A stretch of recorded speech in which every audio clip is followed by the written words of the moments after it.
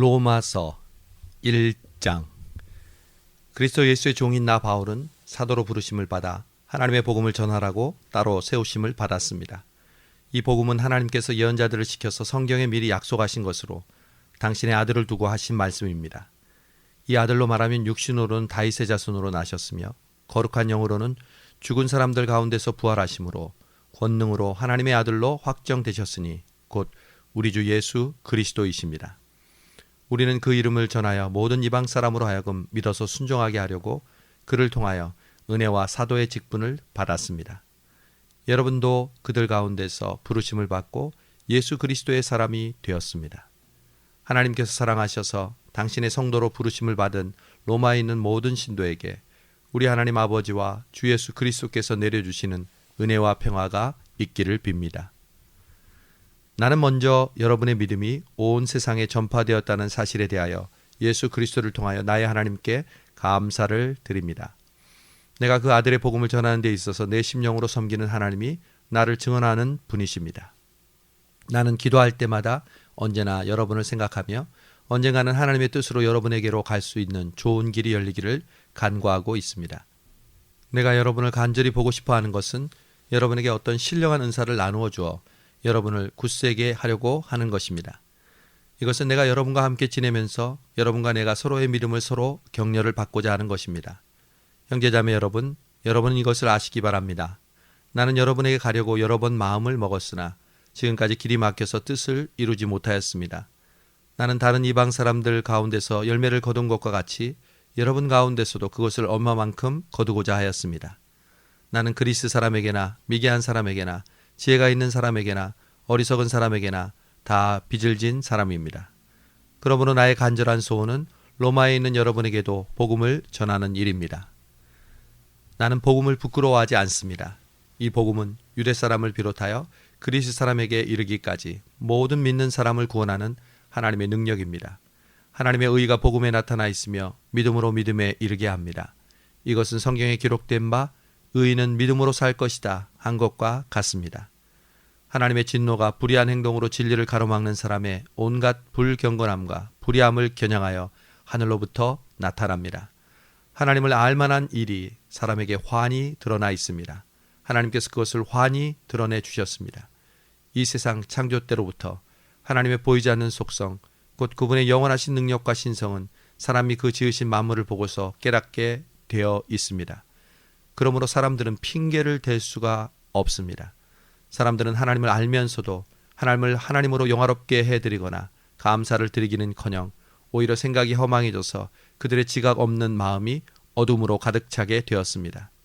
사람들은 스스로 지혜가 있다고 주장하지만 실상은 어리석어서 썩지 않는 하나님의 영광을 썩을 사람이나 새나 네 발 달린 짐승이나 기어다니는 동물의 형상으로 바꾸어 놓았습니다. 그러므로 하나님께서는 사람들이 마음의 욕정대로 하도록 더러움에 그대로 내버려 두시니 서로의 몸을 욕되게 하였습니다. 사람들은 하나님의 진리를 거짓으로 바꾸고 창조주 대신에 피조물을 숭배하고 섬겼습니다. 하나님은 영원히 찬송을 받으실 분이십니다. 아멘. 이런 까닭에 하나님께서는 사람들을 부끄러운 정욕 속에 내버려 두셨습니다. 여자들은 남자와의 바른 관계를 바르지 못한 관계로 바꾸고 또한 남자들도 이와 같이 여자와의 바른 관계를 버리고 서로 욕정에 불탔으며 남자가 남자와 더불어 부끄러운 일을 하였습니다. 그래서 그들은 그 잘못에 마땅한 대가를 스스로 받았습니다. 사람들이 하나님을 인정하기를 싫어하므로 하나님께서는 사람들을 해서는 안 될 일들을 하게 타락한 마음 자리에 내버려 두셨습니다. 사람들은 온갖 불의와 악행과 탐욕과 악의로 가득 차 있으며 시기와 살이와 분쟁과 사기와 저기로 가득 차 있으며 수군거리는 자여, 중상하는 자여, 하나님을 미워하는 자여, 불순한 자여, 오만한 자여, 자랑하는 자여, 악을 꾸미는 모략꾼이여, 부모를 거역하는 자여, 우매한 자여, 신의가 없는 자여, 무정한 자여, 무자비한 자입니다. 그들은 이와 같은 일을 하는 자들은 죽어야 마땅하다는 하나님의 공정한 법도를 알면서도 자기들만 이런 일을 하는 것이 아니라 이런 일을 저지르는 사람을 두둔하기까지 합니다. 2장. 그러므로 남을 심판하는 사람은 그가 누구이든지 죄가 없다고 변명할 수 없습니다. 남을 심판하면서 똑같은 일을 하고 있으니 결국 남을 심판하는 것은 바로 자기 스스로를 정죄하는 것입니다. 우리는 하나님의 심판이 이런 일을 하는 사람들에게 공정하게 내리신다는 것을 알고 있습니다. 이런 일을 하는 사람들을 심판하면서 스스로 그런 일을 하는 사람이 있는데 그런 사람이 하나님의 심판을 피할 수 있을 줄로 생각합니까? 더구나 하나님께서 인자하심을 베푸셔서 사람을 인도하여 회개하게 하신다는 것을 알지 못하고 오히려 하나님의 풍성하신 인자하심과 관용하심과 오래 참으심을 업신여기기까지 한다니 될 말입니까? 그런 사람은 완고한 마음과 회개하지 않는 마음을 가지고 있으므로 하나님께서 진노를 터뜨려 의로운 심판을 하실 그날을 앞에 두고 자기가 받을 진노를 스스로 쌓아 올리고 있습니다. 하나님께서는 각 사람에게 그가 한 대로 갚아주실 것입니다. 참으면서 선한 일을 하여 영광과 존귀와 불멸의 것을 구하는 사람에게는 영원한 생명을 주시고 이기심에 얽매여서 진리를 거스르고 불의를 따르는 사람에게는 진노와 분을 내리실 것입니다.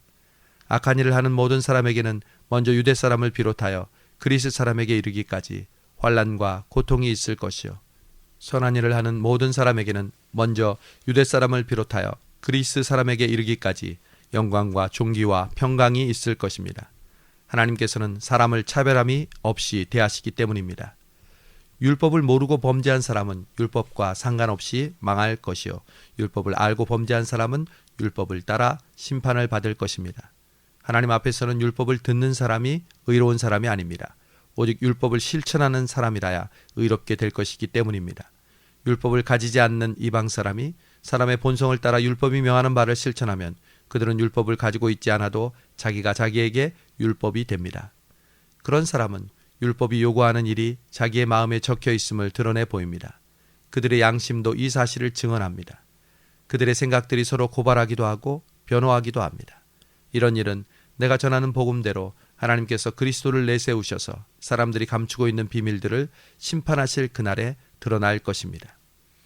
그런데 스스로 유대 사람이라고 하면서 율법을 의지하며 하나님을 자랑하며 그분의 뜻을 알며 율법으로 가르침을 받아서 옳고 그른 것을 분간할 줄 안다고 자부하는 사람이 있습니다. 그런데 그런 사람일수록 스스로 눈먼 사람의 길잡이요 어둠 속에 있는 사람의 빛이라고 생각합니다. 율법에서 모든 지식과 진리의 근본을 터득하였다고 하면서 스스로 어리석은 사람의 교사여 어린 아이의 선생으로 확신합니다. 그렇다면 그런 사람이 남은 가르치면서도 왜 자기 자신은 가르치지 않습니까? 도둑질을 하지 말라고 설교하면서도 왜 도둑질을 합니까? 간음을 하지 말라고 하면서도 왜 간음을 합니까? 우상을 미워하면서도 왜 신전의 물건을 훔칩니까? 율법을 자랑하면서도 왜 율법을 어겨서 하나님을 욕되게 합니까? 성경에 기록된 바 너희 때문에 하나님의 이름이 이방 사람들 가운데서 모독을 받는다 한 것과 같습니다. 율법을 지키면 할례를 받은 것이 유익하지만 율법을 어기면 받은 할례는 할례를 받지 않은 것으로 되어버립니다. 그러므로 할례를 받지 않은 사람이 율법의 규정을 지키면 할례를 받지 않아도 할례를 받은 것으로 여김받지 않겠습니까? 그리고 본래 할례를 받지 않은 사람이라도 율법을 온전히 지키는 사람은 율법의 조문을 가지고 있고 할례를 받은 사람이면서도 율법을 지키지 않는 사람을 정죄할 것입니다. 겉모양으로 유대 사람이라고 해서 유대 사람이 아니요 겉모양으로 살에다가 할례를 받았다고 해서 할례가 아닙니다. 오히려 속이 유대 사람인 사람이 유대 사람이며 율법의 조문을 따라서가 아니라 성령을 따라서 마음에 받는 할례가 참 할례입니다. 이런 사람은 사람에게서가 아니라 하나님에게서 칭찬을 받습니다. 3장. 그러면 유대 사람의 특권은 무엇이고 할례의 이로움은 무엇입니까? 모든 면에서 많이 있습니다. 첫째는 그들이 하나님의 말씀을 맡았다는 것입니다. 그런데 그들 가운데서 얼마가 신실하지 못했으면 어떻습니까? 그들이 신실하지 못했다고 해서 하나님의 신실하심이 없어지겠습니까? 그럴 수 없습니다. 사람은 다 거짓말쟁이이지만 하나님은 참되십니다. 성경에 기록된 바 주께서 말씀하실 때 주님의 의로우심이 드러나고 주께서 판단을 받으실 때 주께서 이기십니다 한 것과 같습니다. 그런데 우리의 불의가 하나님의 의를 드러나게 한다면 무엇이라고 말하겠습니까? 우리에게 진노를 내리시는 하나님이 불의하시다는 말입니까? 내가 사람들의 말하는 방식으로 말합니다마는 절대로 그럴 수 없습니다. 사실 그렇다면 하나님께서 어떻게 세상을 심판하실 수 있겠습니까?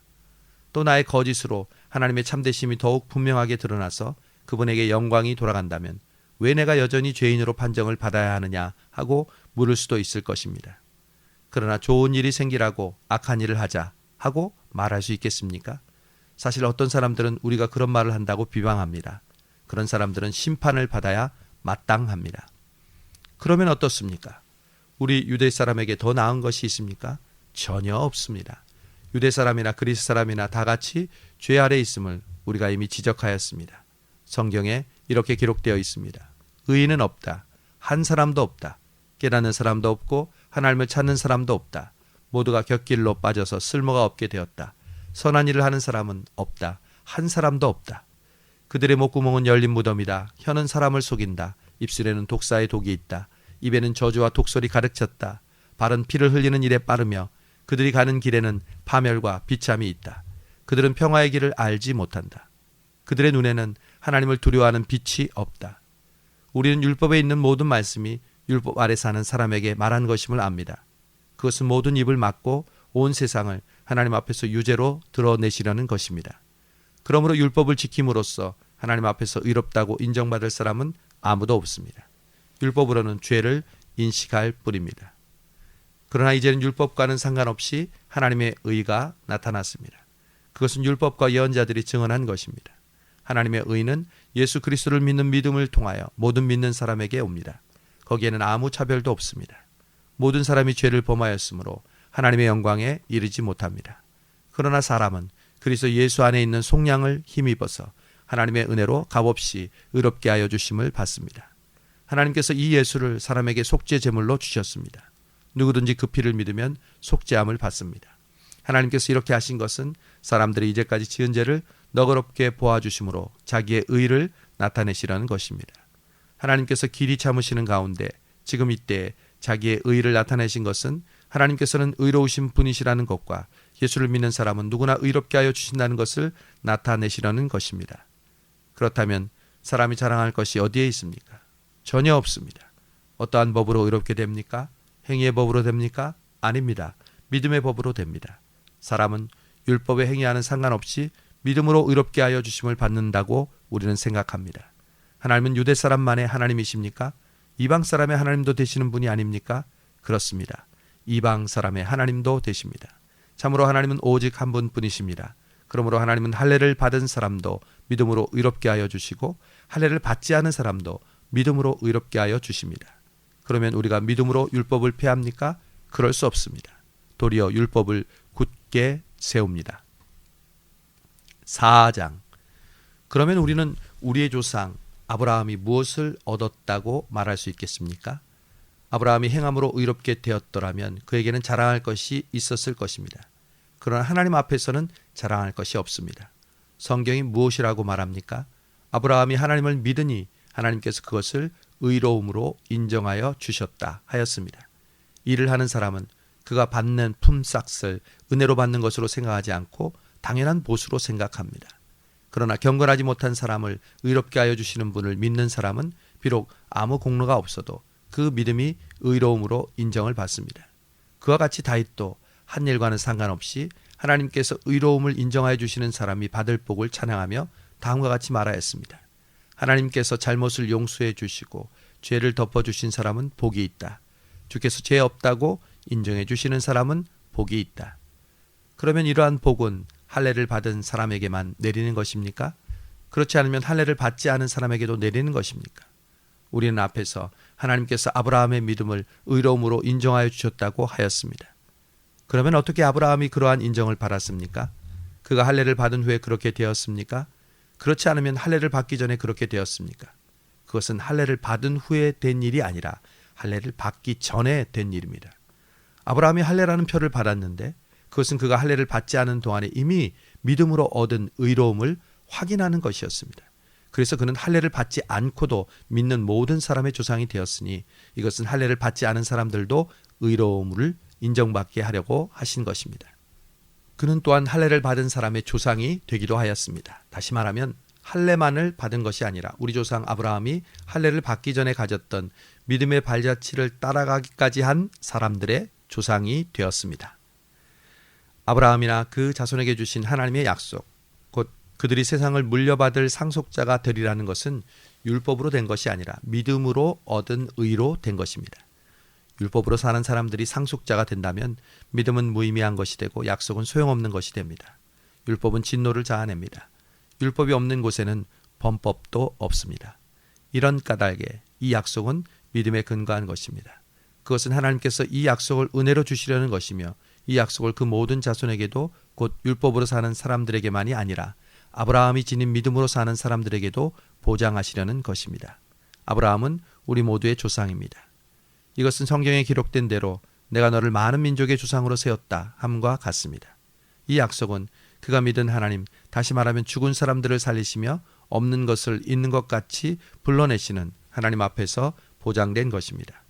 아브라함은 희망이 사라진 때에도 바라면서 믿었으므로 너의 자손이 이와 같이 많아질 것이다 하신 말씀대로 많은 민족의 조상이 되었습니다. 그는 나이가 100세가 되어서 자기 몸이 이미 죽은 것이나 다름없고 사라의 태가 또한 죽은 것이나 다름없는 줄 알면서도 그는 믿음이 약해지지 않았습니다. 그는 끝내 하나님의 약속을 믿고 의심하지 않았을 뿐만 아니라 더욱 굳게 믿으며 하나님께 영광을 돌렸습니다. 그는 하나님께서 스스로 약속하신 바를 능히 이루실 것이라고 확신하였습니다. 하나님께서는 이것을 그의 의로움으로 인정하셨습니다.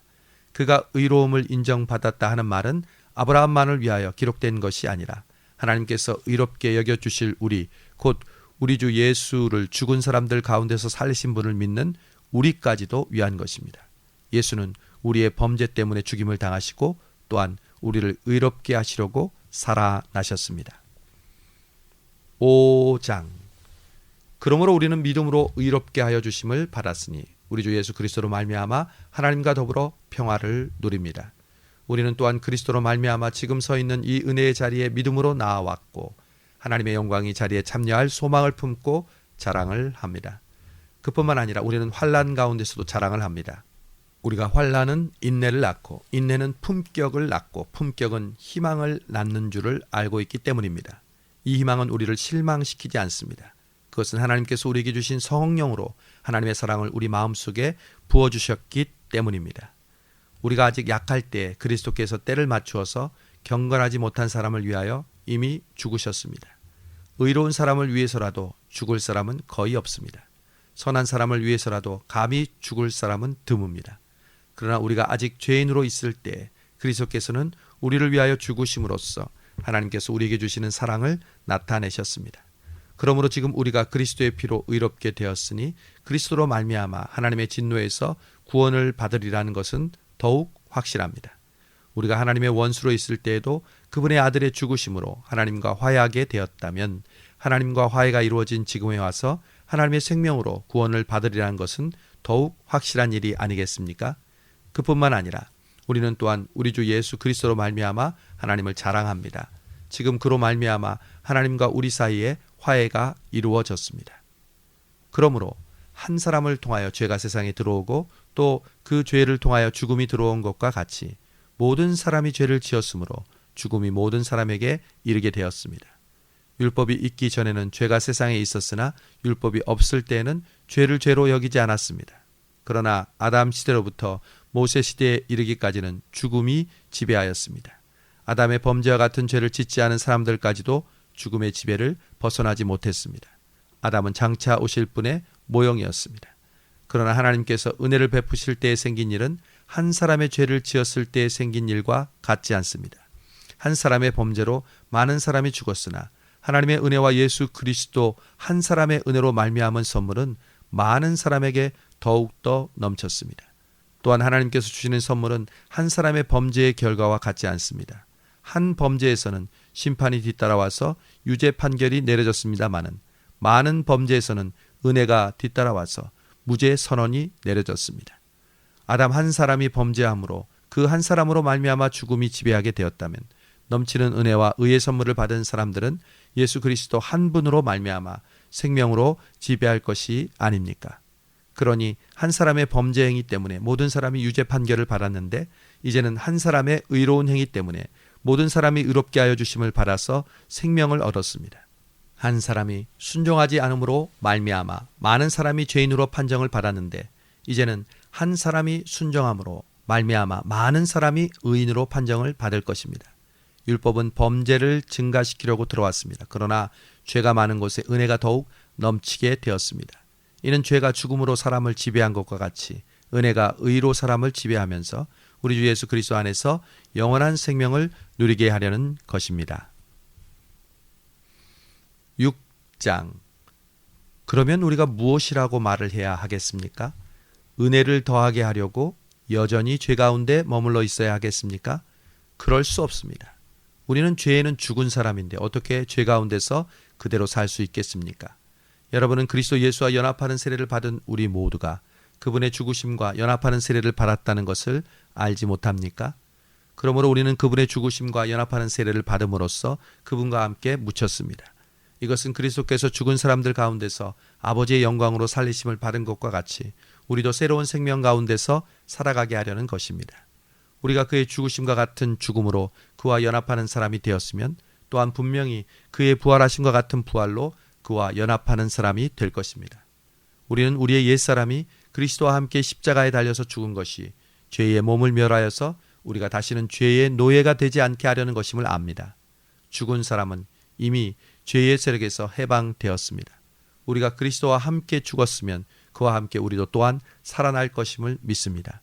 우리는 그리스도께서 죽은 사람들 가운데서 살아나셔서 다시는 죽지 않으시며 다시는 죽음이 그를 지배하지 못한다는 것을 압니다. 그리스도께서 죽으신 것은 죄에 대하여 단 한 번만 죽으신 것이요 그가 지금 살아계시는 것은 하나님께 대하여 사시는 것입니다. 이와 같이 여러분도 여러분 스스로가 죄에 대하여는 죽은 사람이요 하나님께 대하여는 그리스도 예수 안에서 살아있는 사람이라는 것을 알아야 합니다. 그러므로 죄가 여러분의 죽을 몸을 지배하지 못하게 해서 여러분의 몸의 정욕에 굴복하는 일이 없도록 하십시오.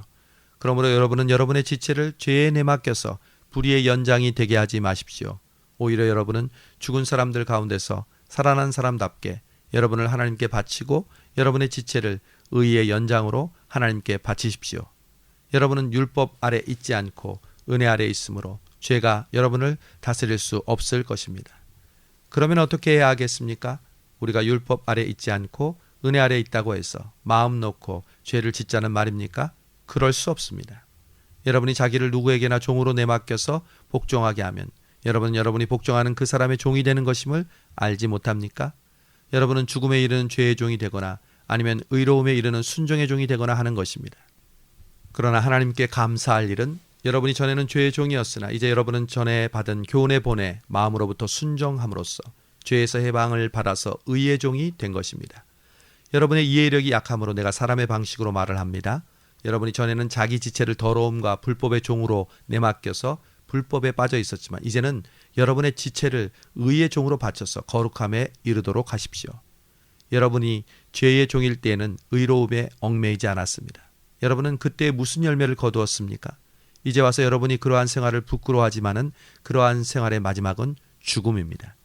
이제 여러분은 죄에서 해방을 받고 하나님의 종이 되어서 거룩함에 이르는 삶의 열매를 맺고 있습니다. 그 마지막은 영원한 생명입니다. 죄의 삭은 죽음이요 하나님의 선물은 우리 주 예수 그리스도 안에서 누리는 영원한 생명입니다. 7장. 형제자매 여러분, 내가 율법을 아는 사람에게 말을 합니다. 율법은 사람이 살아있는 동안에만 그 사람을 지배한다는 것을 알지 못합니까? 결혼한 여인은 그 남편이 살아있는 동안에는 법을 따라 남편에게 매여 있으나 남편이 죽으면 남편에게 매여 있던 그 법에서 해방됩니다. 그러므로 남편이 살아있는 동안에 그 여인이 다른 남자에게로 가면 그 여인은 가늠한 여자라는 말을 듣게 됩니다. 그러나 남편이 죽으면 그 법에서 해방되는 것이므로 다른 남자에게로 갈지라도 가늠한 여자가 되지 않습니다. 나의 형제자매 여러분, 그러므로 여러분도 그리스도의 몸으로 말미암아 율법에는 죽임을 당했습니다. 이제 여러분은 다른 분, 곧 죽은 사람들 가운데서 살아나신 그분에게 속하였습니다. 그것은 우리로 하여금 하나님을 위하여 열매를 맺게 하려는 것입니다. 이전에 우리가 육신을 따라 살 때에는 율법에 따른 죄의 정욕이 우리 몸의 지체 안에서 작용해서 죽음에 이르는 열매를 맺었습니다. 그러나 지금은 우리가 우리를 얽어매던 것에서 죽어서 율법에서 벗어났습니다. 그래서 우리는 문자를 따르는 낡은 정신으로 하나님을 섬기지 않고 성령이 주시는 새 정신으로 하나님을 섬깁니다. 그러면 우리가 무엇이라고 말을 할 것입니까? 율법이 죄입니까? 그럴 수 없습니다. 그러나 율법에 비추어 보지 않고서는 나는 죄가 무엇인지 알지 못하였을 것입니다. 율법에 탐내지 말아라 하지 않았으면 나는 탐심이 무엇인지를 알지 못하였을 것입니다. 그러나 죄는 이 계명을 통하여 틈을 타서 내 속에서 온갖 탐욕을 일으켰습니다. 율법이 없으면 죄는 죽은 것입니다. 전에는 율법이 없어서 내가 살아 있었는데 계명이 들어오니까 죄는 살아나고 나는 죽었습니다. 그래서 나를 생명으로 인도해야 할 그 계명이 도리어 나를 죽음으로 인도하는 것으로 드러났습니다. 죄가 그 계명을 통하여 틈을 타서 나를 속이고 또 그 계명으로 나를 죽였습니다. 그러므로 율법은 거룩하며 계명도 거룩하고 의롭고 선한 것입니다. 그러니 선한 것이 나에게 죽음을 가져왔습니까? 그렇지 않습니다. 그러나 죄가 죄로 드러나게 하려고 죄가 선한 것을 방편으로 하여 죽음을 나에게 가져왔습니다. 그것은 죄가 계명을 방편으로 하여 더욱더 죄되게 하려고 한 것입니다. 우리는 율법이 신령한 것인 줄 압니다. 그러나 나는 육정에 매인 존재로서 죄 아래에 팔린 몸입니다. 나는 내가 하는 일을 도무지 알 수가 없습니다. 내가 해야겠다고 생각하는 일은 하지 않고 도리어 해서는 안 되겠다고 생각하는 일을 하고 있으니 말입니다. 그런 일을 하면서도 그것을 해서는 안 되겠다고 생각하는 것은 곧 율법이 선하다는 사실에 동의하는 것입니다. 그렇다면 그와 같은 일을 하는 것은 내가 아니라 내 속에 자리를 잡고 있는 죄입니다. 나는 내 속에 곧 내 육신 속에 선한 것이 깃들어 있지 않다는 것을 압니다. 선을 행하려는 의지는 나에게 있으나 그것을 실행하지 않으니 말입니다. 나는 내가 원하는 선한 일은 하지 않고 도리어 원하지 않는 악한 일을 합니다. 내가 해서는 안 되는 것을 하면 그것을 하는 것은 내가 아니라 내 속에 자리를 잡고 있는 죄입니다. 여기에서 나는 법칙 하나를 발견하였습니다. 곧 나는 선을 행하려고 하는데 그러한 나에게 악이 붙어 있다는 것입니다. 나는 속사람으로는 하나님의 법을 즐거워하나 내 지체 속에는 다른 법이 있어서 내 마음의 법과 맞서서 싸우고 내 지체 속에 있는 죄의 법에다 나를 사로잡는 것을 봅니다. 아, 나는 비참한 사람입니다. 누가 이 죽음의 몸에서 나를 건져주겠습니까? 우리 주 예수 그리스도를 통하여 나를 건져주신 하나님께 감사를 드립니다. 그런데 내가 마음으로는 하나님의 법에 순종하고 육신으로는 죄의 법에 복종하고 있습니다. 8장. 그러므로 그리스도 예수 안에 있는 사람들은 정죄를 받지 않습니다. 그것은 그리스도 예수 안에서 생명을 누리게 하는 성령의 법이 여러분 각자를 죄와 죽음의 법에서 해방하여 주었기 때문입니다. 육신이 연약함으로 율법이 할 수 없던 것을 하나님께서 하셨습니다. 곧 하나님께서는 죄를 속하여 주시려고 자기의 아들을 죄된 육신을 지닌 모습으로 보내셔서 육신에다 죄를 정하셨습니다. 그것은 육신을 따라 살지 않고 성령을 따라 사는 우리에게서 율법이 요구하는 바가 완성되게 하시려는 것입니다. 육신을 따라 사는 사람은 육신에 속한 것을 생각하나 성령을 따라 사는 사람은 성령에 속한 것을 생각합니다. 육신에 속한 생각은 죽음입니다. 그러나 성령에 속한 생각은 생명과 평화입니다. 육신에 속한 생각은 하나님께 품는 적대감입니다. 그것은 하나님의 법을 따르지 않으며 또 복종할 수도 없습니다. 육신에 매인 사람은 하나님을 기쁘시게 할 수 없습니다. 그러나 하나님의 영이 여러분 안에 살아계시면 여러분은 육신 안에 있지 않고 성령 안에 있습니다. 누구든지 그리스도의 영이 없으면 그리스도의 사람이 아닙니다. 또한 그리스도께서 여러분 안에 살아계시면 여러분의 몸은 죄 때문에 죽은 것이지만 영은 의 때문에 생명을 얻습니다. 예수를 죽은 사람들 가운데서 살리신 분의 영이 여러분 안에 살고 계시면 그리스도를 죽은 사람들 가운데서 살리신 분께서 여러분 안에 계신 자기의 영으로 여러분의 죽을 몸도 살리실 것입니다. 그러므로 형제자매 여러분, 우리는 육신을 따라 살도록 육신의 빚을 진 사람이 아닙니다.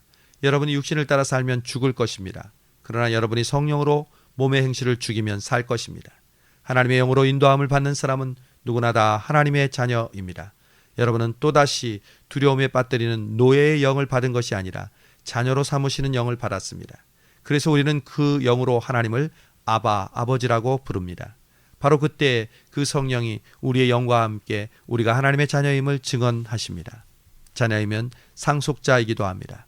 우리가 그리스도와 함께 영광을 받으려고 그와 함께 고난을 받으면 우리는 하나님의 상속자요 그리스도와 더불어 공동 상속자입니다. 나는 현재 우리가 겪는 고난은 장차 우리에게 나타날 영광의 견주면 아무것도 아니라고 생각합니다. 피조물은 하나님의 자녀들이 나타나기를 간절히 기다리고 있습니다. 피조물이 허무에 굴복했지만 그것은 자의로 그렇게 된 것이 아니라 굴복하게 하신 그분이 그렇게 하신 것입니다. 그러나 소망은 남아 있습니다. 그것은 곧 피조물도 사멸의 종살이에서 해방되어서 하나님의 자녀가 누릴 영광된 자유를 얻는다는 것입니다. 우리는 모든 피조물이 이제까지 함께 신음하며 해산의 고통을 함께 겪고 있다는 것을 압니다. 그뿐만이 아니라 첫 열매로서 성령을 받은 우리도 자녀로 삼아 주실 것을, 곧 우리 몸을 속량하여 주실 것을 고대하면서 속으로 신음하고 있습니다. 우리는 이 소망으로 구원을 받았습니다. 눈에 보이는 소망은 소망이 아닙니다. 보이는 것을 누가 바라겠습니까? 그러나 우리가 보이지 않는 것을 바라면 참으면서 기다려야 합니다. 이와 같이 성령도 우리의 약함을 도와주십니다. 우리는 어떻게 기도해야 할 것도 알지 못하지만 성령께서 친히 이루 다 말할 수 없는 탄식으로 우리를 대신하여 간구하여 주십니다. 사람의 마음을 꿰뚫어 보시는 하나님께서는 성령의 생각이 어떠한지를 아십니다. 성령께서 하나님의 뜻을 따라 성도를 대신하여 간구하시기 때문입니다. 우리는 하나님을 사랑하는 사람들, 곧 하나님의 뜻대로 부르심을 받은 사람들에게는 모든 일이 서로 협력해서 선을 이룬다는 것을 압니다. 하나님께서는 미리 아신 사람들을 택하셔서 당신의 아들의 형상과 같은 모습이 되도록 미리 정하셨으니 이것은 그 아들이 대가족 안에서 맏아들이 되게 하시려는 것입니다. 그리하여 하나님께서는 이미 정하신 사람들을 부르시고 또한 부르신 사람들을 의롭게 하시고 의롭게 하신 사람들을 또한 영화롭게 하셨습니다. 그렇다면 이런 일을 두고 우리가 무엇이라고 말할 수 있겠습니까? 하나님이 우리 편이시면 누가 우리를 대적하겠습니까? 당신의 아들을 아끼지 않으시고 우리 모두를 위하여 내주신 분이 어찌 그 아들과 함께 모든 것을 우리에게 선물로 거저주지 않으시겠습니까? 하나님께서 택하신 사람들을 누가 감히 고소하겠습니까? 의롭게 하여 주시는 분이 하나님이신데 누가 감히 그들을 정죄하겠습니까? 그리스도 예수는 죽으셨을 뿐 아니라 오히려 다시 살아나셔서 하나님의 오른편에 계시며 우리를 위하여 대신 간구하여 주십니다. 누가 우리를 그리스도의 사랑에서 끊을 수 있겠습니까? 환난입니까? 곤고입니까? 핍박입니까? 굶주림입니까? 헐벗음입니까? 위협입니까? 또는 칼입니까? 성경에 기록된 바 우리는 종일 주님을 위하여 죽임을 당합니다. 우리는 도살당할 양과 같이 여김을 받았습니다. 한 것과 같습니다. 그러나 우리는 이 모든 일에서 우리를 사랑하여 주신 그분을 힘입어서 이기고도 남습니다.